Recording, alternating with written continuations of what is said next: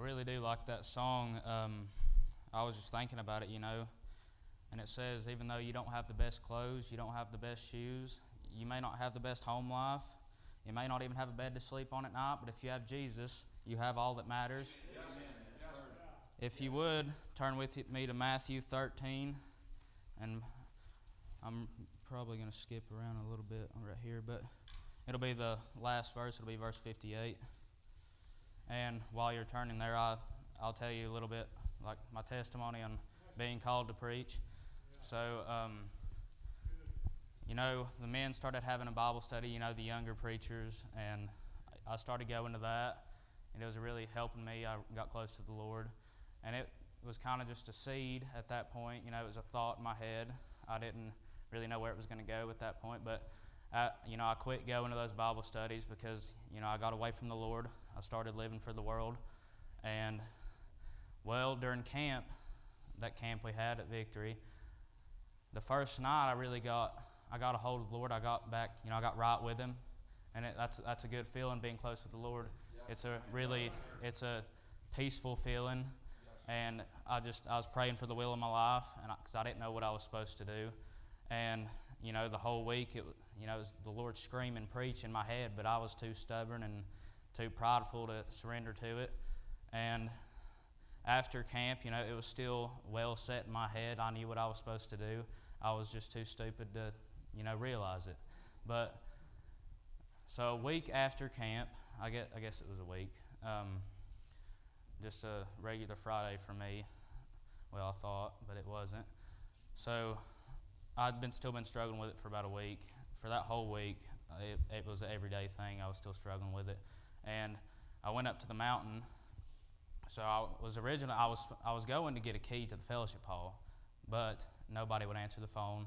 Called Mom like 4 times, wouldn't answer the phone. I called Heidi. She has never not answered the phone on me. She would not answer the phone.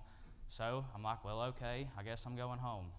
And then I start driving home, and the Lord, y'all have probably felt this. You have that nudge to just go up to the mountain.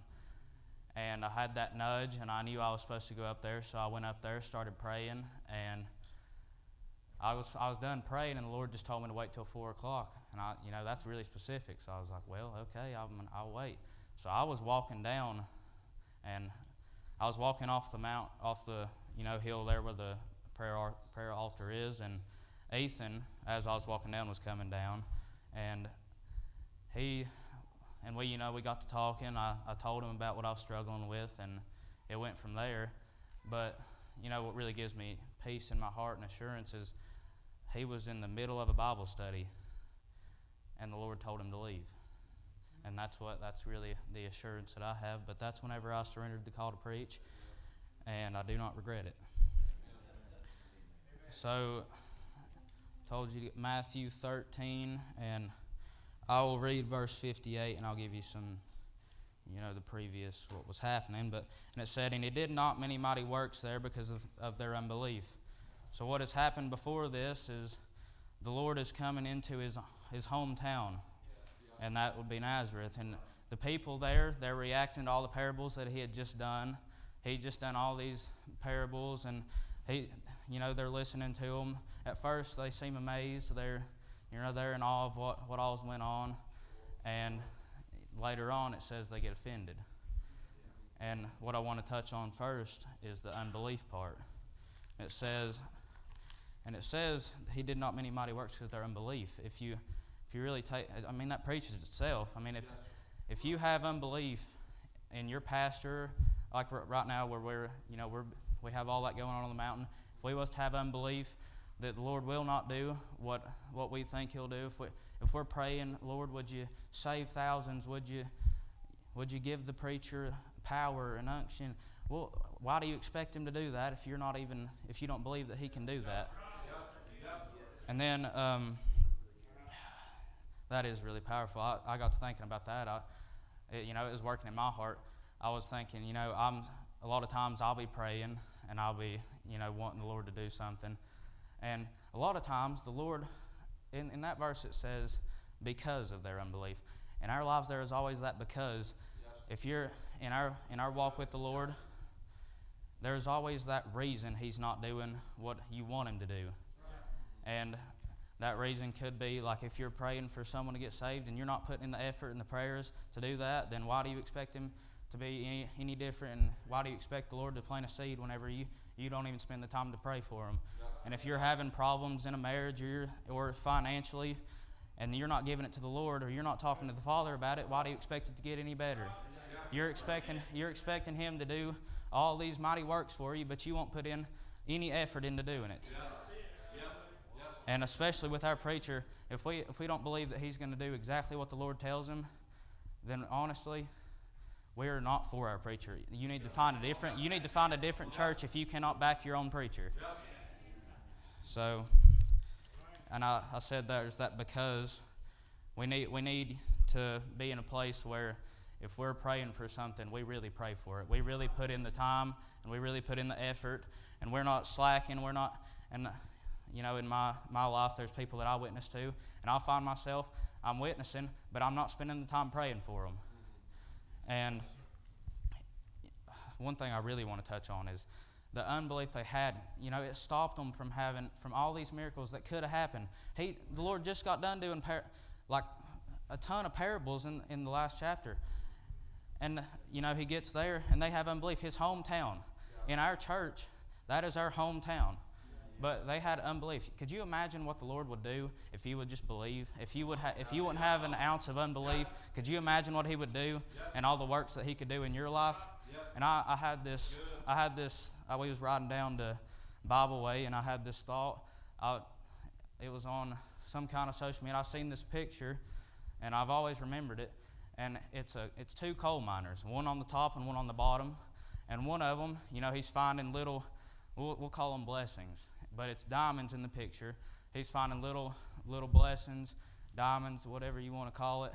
And on the whole way there, he doesn't give up because he's got those little bits and pieces of blessings. But the one on the bottom, he doesn't find any diamonds. He doesn't find any diamonds, no blessings. The Lord, you know, is testing him. But what he does not know is right whenever he stopped, this far from where he stopped was a massive diamond, which would in our sense would be a massive work from the Lord that he would have done in our lives if we would have just went that one extra step. But a lot of us will get tired of waiting, and whenever the Lord's testing us, he's not going to, you know, be talking to us. How was it said? The teacher is silent during the test. But whenever we're in that times where we're really asking the Lord to do something, we really need to put the prayer into it and the time and effort. But you know, you don't want to give up right whenever you're about to find that one big thing. And on Mount Victory, you know, what if we was to just give up right before the Lord does that one big thing in our church and on the mountain? And what if Ethan was to just give up right now? How do you think that would go around in the church? How many lost people wouldn't get saved up there? And how many people that are, you know, prodigal sons wouldn't come back to the Lord? And like I preached this morning, the Lord wants to save them. The Lord wants them to come back with arms wide open. But he cannot do that if Ethan was to give up and just get rid of the mountain, saying, I don't want to do this no more. And another thing that I was thinking about is, Dad, what if you was to just give up right now on the Lord? What if you was to just stop coming to church and stop anything with the Lord? How do you think that would affect me and Gavin and our children and their children and so on and so forth? In your parenting, which I am no parent, I don't.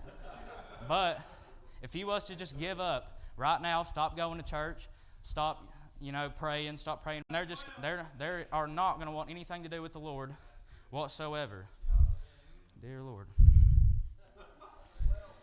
And, you know, closing out, and I'm done, is just that main point where the people of Nazareth, they missed out on the big works that he could have done if they would have just had belief, but they did not, and they missed out on what God could have done in their lives. And in our lives, we can miss out on what the Lord is going to do in big things in our life, but if we have unbelief and we stop believing in him, they may not happen, and they won't happen if we have unbelief. And I'm done.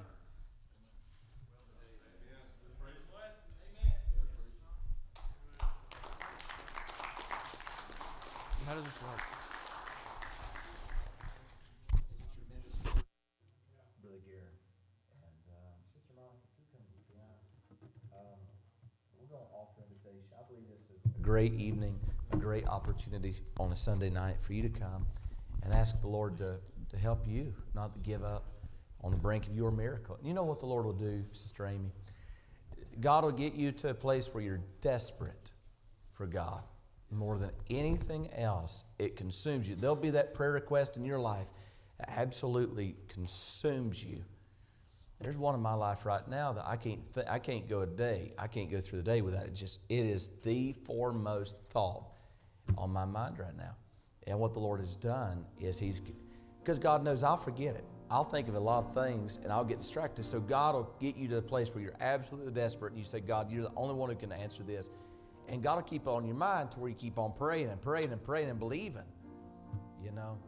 until God does it.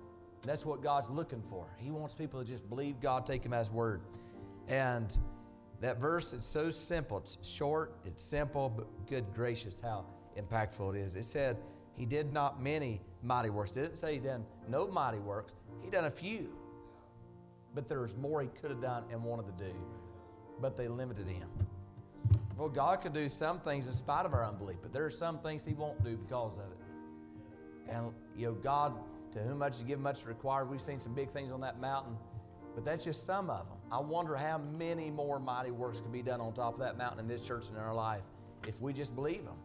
A lot of things God has done in spite of us. He has worked, He's moved. Times we didn't halfway have the faith to believe God for much, and God, in spite of our unbelief, He still worked. But that's not going to always be the case. And I wonder if in heaven one day, if there's not a library, just use your imagination, and on that library are just shelves and rows and aisles of books, volumes and sets of what God could have done, what God wanted to do, but He never done it because of our unbelief. We're going to find out in heaven. I don't care if there's a book or not. I do believe this all in my heart, no imagination required, that we're going to see in heaven what could have been had we had been all in for Jesus. We're going to see what the church could have been on this earth. We're going to see what our life could have been here on this earth if we just followed the blueprints God had for us. And I don't want to have to look back. I want to get to heaven one day and give God all the glory and say, Lord, You used my life and it was built by the blueprints. I didn't miss the mark. Don't you want to say that one day?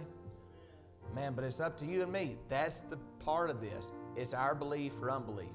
What are we going to give God? Let's stand our feet, heads about, eyes are closed. Where are you at? You might need to come and say,